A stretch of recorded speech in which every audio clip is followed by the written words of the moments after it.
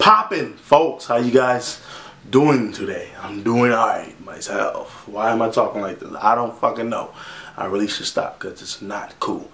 So I heard the video of Robert Zimmerman, George Zimmerman's father, and I must say, Robert, I'm not buying it. It's just not gonna happen.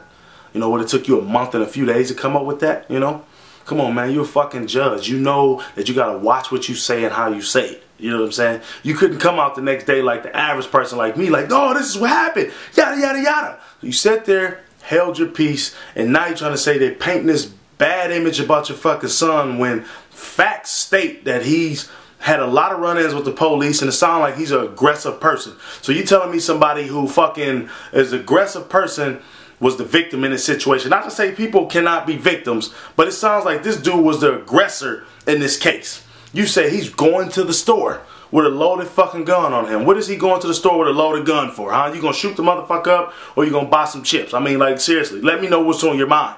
You know, I don't know how Florida is, but in Minnesota, pretty much all businesses say guns are not allowed in here. You know, you will be fined if you come in here with a damn gun, legal or not. I don't give a damn if it's registered in your name. You know, I've actually seen a sign that say I don't give a damn if it's registered in your name. Yes. So you say he's walking to the store or whatever, walking or going. I don't know how the fuck he was going to the store. I just know he had a loaded gun. He could have been flying. Ain't nobody gonna say shit to somebody with a loaded pistol. You got a pistol on you. You will walk any goddamn where. You ain't got to drive. You hardcore. Then he seen some suspicious looking kid walking through his neighborhood. So he followed him, called the police. Police said, hey, don't follow him. We got this. But he continued to follow him. And then all of a sudden, Trayvon Martin did a Barry Sanders move. Shook his ass up. He lost sight of him. Wow, okay. Not convincing to me. But he continued to walk the direction he was walking to get an address for the police. And then all of a sudden, he turned around and started headed back to his vehicle or wherever he was going. Yeah, the vehicle. And all of a sudden, Trayvon Martin just hopped out like, ha!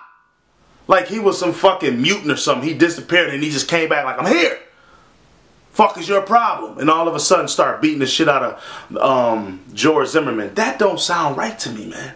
It don't at all. You know? I mean, you can't convince me that this aggressive ass man, George Zimmerman, who's been to jail for resisting arrest and beating women, you know, sound like an aggressor to me, just took an ass whooping for a minute and a half to 2 minutes from a 17-year-old kid who weighed probably 50 pounds lesser than him. It don't sound true to me. You know what I'm saying? All of a sudden his gun started showing and he, you know, Trayvon Martin made some threats, you gonna die tonight and all this other shit. And he had to do what he had to do. Come on, man. Who the fuck you think we are? We not stupid, we're not idiots, okay? You know what I'm saying? Like, if you wanted to make it sound more believable, he could have said some shit like, I was walking, I seen somebody who didn't look like they should be in my neighborhood, I addressed them. I said, hey, what's your name? What are you doing around here?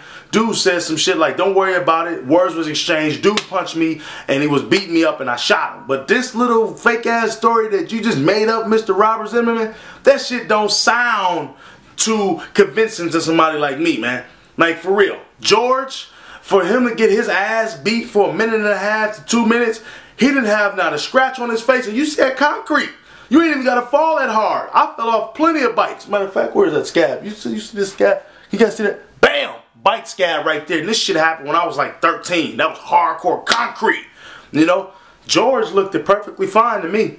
You know what I'm saying? You could have fucked around and let George leave out the police station and he could have went on a date. He could have went on that old reality show, Eliminate. He probably wouldn't have been eliminated because he was so fresh and so clean. You know, like, hey, what's up? My name's George. What's up? Let's do that. So, I guess in so many words, in like a, what, 3-4 minute video, I'm just trying to say that I don't believe the motherfucker. I don't believe Robert lying ass and I don't believe George lying ass. Point blank, bottom line.